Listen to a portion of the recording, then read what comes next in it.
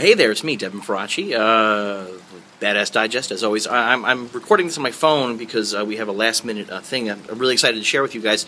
Enough of you spoke up and told Cinefix that you wanted to see the longer version of the Horror Roundtable discussion.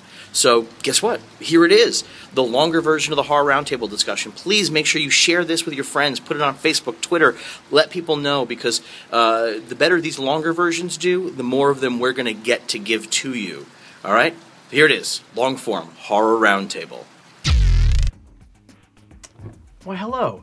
I'm here in Dark Delicacies, Burbank's official crypt of terror, to explore the future of horror. And I'm joined by some of my best friends. Jace Anderson, the writer of Mother of Tears, Night of the Demons, the upcoming Schism. Brian Collins, the maniac who's been watching a horror movie a day for how many years now? 6 years now. 6 years now. God bless you. And Ryan Turek, the editor-in-chief of Shot Till You Drop, the most important horror site on the internet.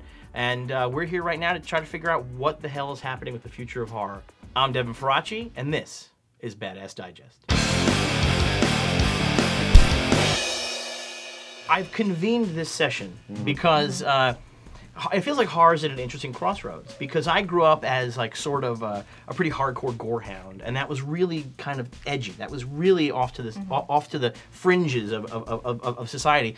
That's changed a lot. We now have a world where every single Sunday night at 9 o'clock, zombies are munching guts on prime time in front of an audience bigger than many NBC shows. Chaz Ballin would be proud. Chaz Ballin would be proud, and I think he'd be shocked.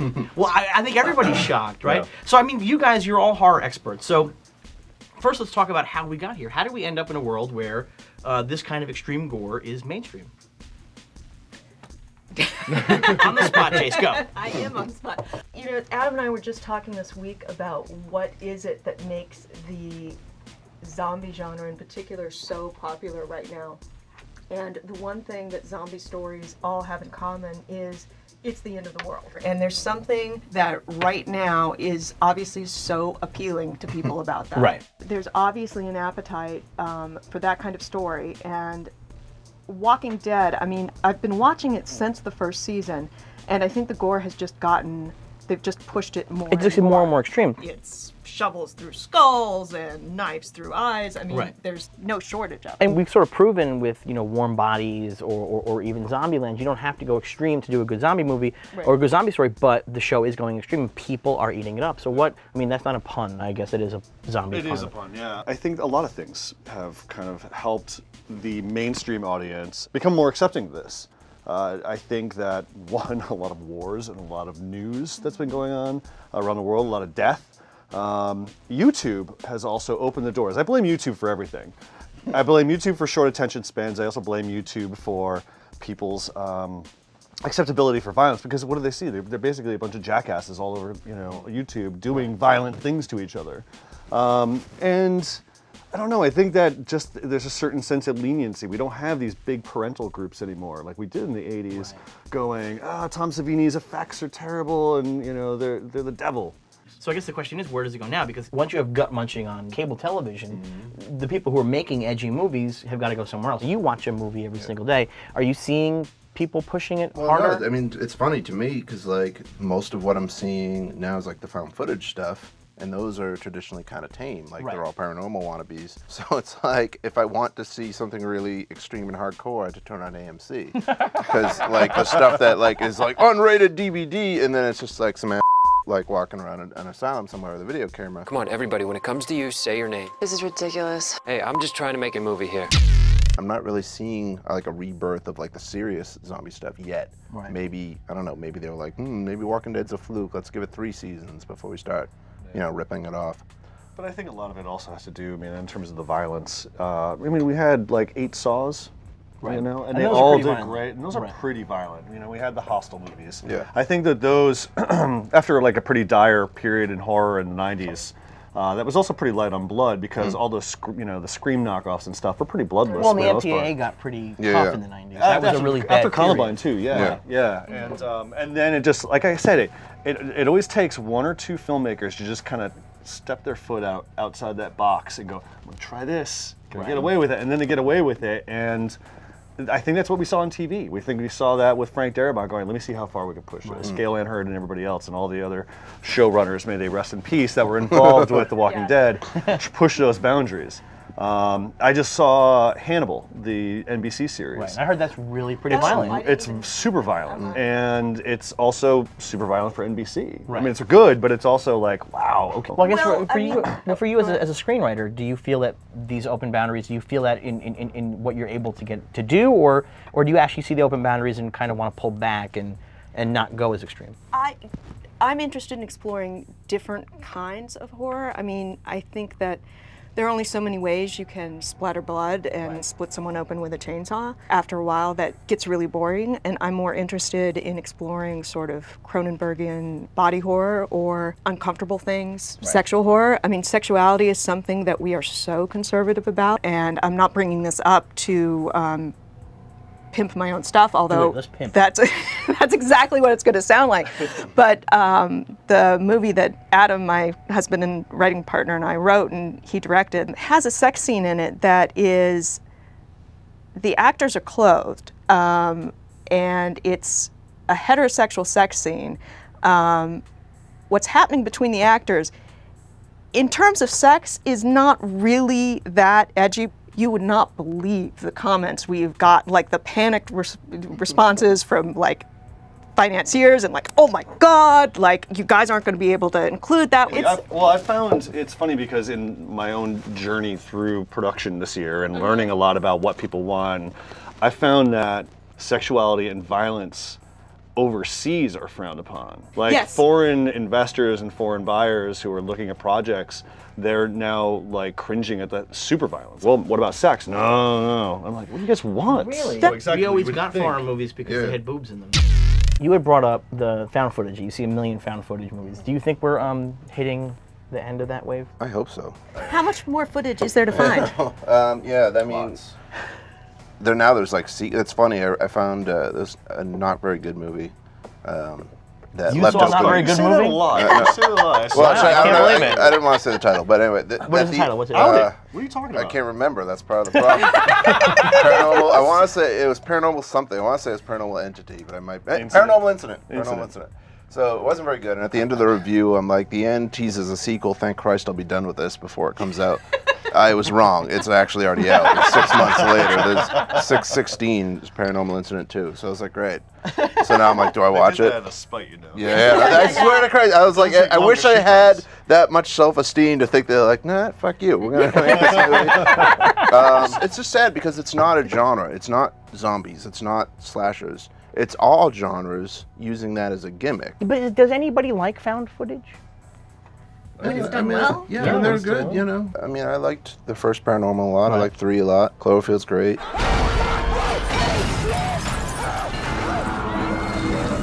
But are people sick of it though, just as a form, or is this just going to keep going? Well, we've only seen it tested on like independent movies, so it's really hard to gauge that because the found footage subgenre gravitates towards independent films that you only see like either on VOD or DVD. Yeah. Right. Like the big releases are reserved for Paranormal Activities and Cloverfields and stuff like that. And The Devil Inside, I mean, and that was a hit. Blair Witch has some really great moments. Right. I'm scared to close my eyes. I'm scared to open them. And Cannibal Holocaust I can't watch, but I watched it once. Yeah. I've seen it like a dozen times. Yeah, I love it. It's one of my favorite movies. But that's the thing. I was a hardcore gore hound. Oh, good Lord! It's unbelievable. It's horrible. So horror is super cyclical. I mean, just the things come, and they come back, and they come back in different ways. I mean, can you guys sort of see what comes around the corner? And that's just dangerous. You can't do that. Yeah, what I would love to see an end of or a tapering off of is the reboot, remake, pre-branded phase, but that's more than just horror. That's Hollywood. That's Hollywood. Whenever anybody says like, some horror remakes are good, and then they always list the same 4, and almost all of those are like movies that the filmmakers wanted to make. Like, it was something that they were passionate about, like The Blob. Like, those guys really wanted to do a new Blob, you know, for the 80s. And now it's like, it's the backwards. The studio gets the rights and, finds somebody to do it. And that's why most of them stink, because nobody has like a burning desire to remake Prom Night. Going back to what you were saying about trying to predict stuff, it's really difficult to predict like where everything's going. It's like for some people they would say, oh, but torture porn's dead. Nobody does torture porn. And it's like, no, check my inbox every single day to every single independent filmmaker that sends me a trailer for their movie, and it involves someone tied to a chair. I swear, if I get one more email that features a video of a girl tied to a chair and or bed, take your pick, I'm gonna go nuts. That's not horror. These are movie related, right? These are, this is just yes, not yeah, that's true. Occasionally, yeah. Can I just make the argument that I hate the phrase torture porn? I want to like get rid of it. Is it descriptive of a subgenre? It's very difficult to get rid of it, though. I mean, like, because people are, that's already a locked thing. I mean, as much as starts with us, like it's the starts with us here, right here at this table, right saying here, stop right using now. it. Stop using it. Stop using it. It's the language of the oppressor. So what is the right phrase for that genre? Don't know, but okay, it's not porn. It's not torture. Like, okay, you know what's Passion of the Christ? That was torture. Right. I mean, but it's not. Torture porn is such a derogatory term. No one uses it in a positive way. Oh, I want to go see a torture porn movie. But I mean, I see these videos and I see these trailers, but it also feels ew. Torture Some porn. of it's actually accurate. Don't you dare bring up bronies. Since we're on the things that I hate. Like Captivity, I would actually say is a torture. Yeah. Like those... What bad things happen to good people, you ask? Where am I? That's the mystery. See, I actually had this perception on torture porn, which is I like the idea of calling it that and making it disreputable and gross. Yeah, I don't want horror to be reputable. I mean, like, there's something cool. There's something cool about like Silence of the Lambs going to the Oscars and everything like that. But on some level, I want horror to upset everybody's mom. I do want the mom groups to. We don't have that anymore. We definitely don't have that anymore. Horror fans are the best fandom in the world because they're sort of the most open-minded and they're the most booster-oriented. Do you find that this is only improving in the digital age, that horror fandom is only getting better? For the most part, like, the horror fans are well-read and they know what they want and they know what they don't like. But the thing is, it's a whole generational thing. The stuff that I particularly like and hold near and dear is definitely not what the new generation loves whatsoever. In fact, I'm called retarded sometimes for liking some of the movies because they're What is your most retarded movie that you like? Maximum Overdrive. Maximum Overdrive might be mentally disabled. No, it is. It's no doubt. I mean, it's a special needs film. It is, yeah. It's a special needs film that I take out in water. It can't tie its own shoelaces. I'm just saying. Like, Jesus coming in here. who is the most exciting young filmmaker in horror today? Yikes! I just want to get a job. Well, if there's somebody you've been meeting with, this is a good time to drop their name. Come back to me. All right, Ryan, you're on the spot. I'm on the spot. I want to say Brandon Cronenberg. I loved Antiviral. Nobody has seen it yet. It's coming out this year. But I think that if there's anybody to follow in his dad's footsteps, it's him. I think he did a really tremendous job with the movie, and he's got some really great ideas. I'm hoping like hell that your next connects with people, because I'd love to see what Wingard could come up with next. See, it's the most unique Wingard movie. Yeah. Who are you excited about? Well, I'm interested to see horror pilots that are being developed. I mean, I like the general idea of Penny Dreadful and Wonderland and a couple of these ideas that are taking classic horror literature or Alice in Wonderland and sort of mashing them up. So I'm really hoping that one of those ideas hits and really works. It's a hard thing to do well. The guys I'm excited about are not even really horror guys, kind of. Jason Eisner, who is sort of a gonzo exploitation thing, but his segment of VHS 2, I think, is one of the best uses of found footage in a really unique, up way. I loved it. Jason Eisner's out of VHS 2. Yeah. I thought that was the weakest one. And this is no disrespect to Jason Eisner, because I'm sure he'll be watching this. This is a lot of disrespect. No disrespect to Jason. I like Jason's stuff. But Jason again, but I feel like Jason needs to do something way outside of his wheelhouse, because we already know what to expect from him. Having seen Hobo with a Shotgun, ABC's of Death, and seeing VHS 2, it's like, I want to pull away the 80s veneer and go, now do something like, do something else. Well, my understanding is you're not going to be getting that anytime soon, so. And then also from VHS 2, it's Gareth and Timo, who are not necessarily full-on horror guys, but that is the best segment in both of those films. Nuts. And it's exciting to see somebody go that ambitiously weird. That's to me is exciting when guys who are not necessarily horror guys kind of come in and bring a really interesting and weird perspective. Man, that's a whole conversation right there. Right. Like seeing guys, get into the genre and try horror, and then there are guys who like Gareth, who, you know, they try horror and they succeed, and there are guys who massively fail. Right. Such as? Brian's turn to put you on the spot. Well, who's the guy who did Dreamhouse or Dream Home, or I can't get the mix. Jim Sheridan. Jim Sheridan. Yeah. Oof. Yeah, that was a real stumble. That was a painful stumble. And I agree. I think your next is super exciting. I mean, like it's really terrific. And you know, I like Adam. I've never been 100% on a Wingard movie before. I've always had my reservations. But your next, I'm full speed ahead. Like, and that was one that I saw well after all the hype. I only just saw it a couple weeks ago at South by Southwest. Oh, really? Yeah, so I hadn't seen it. You know, had played Toronto, Fantastic Fest, all this hype, and it disappeared for 18 months or whatever. And then I was really concerned I was not going to like it. And I was like, wow, this is really terrific. So also really terrific out of South by Southwest, Evan Katz. Yeah. Cheap Thrills. Yeah. Boy, is that a good movie. And it's hard because Draft House bought it, so it's like my parent company. But boy, I was psyched when we bought it because it's real good. It's so good. It's so good. Yeah. Well, guys, Brian's a giant pussy and has to leave. It's really killing our whole vibe here. So I apologize, but I want to thank you all for coming.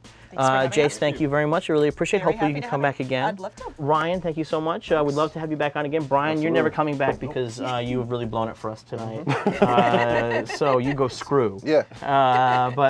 So, guys, so it's shocktillyouDrop.com. Yep. Brian, for the time being, Horror Movie Day. Horror Movie Day. When that ends in 16 days? March 31st. What is the first thing you're going to do after Horror Movie Day is over? I took the day out of work, and I really just want to like stare at a wall and just like keep telling myself that I don't have anything to do. Let's go climb a mountain. Well, I'm going to go to Harmontown. No, I'm not exercising. Go climb a mountain with me. Go hike. So, you guys at home, so what are your thoughts on the future of horror? What is your favorite genre? Are you excited for more found footage? Do you think the exorcism thing is totally hot? Are you way into gore? Or are you looking for a return to family values kind of horror, like G-rated monster movies? Ghost Dad. Ghost Dad, the return of Ghost Dad. Let us know in the comments below. Tell us your favorite horror movies. Tell us what horror movie you're most excited for in 2013. Subscribe so you don't miss a single episode going forward. Share it with all your friends on Twitter and Facebook. And be back here again next week. I'll be doing something totally different, just as badass. My name is Devin Faraci, and this is BadAss Digest.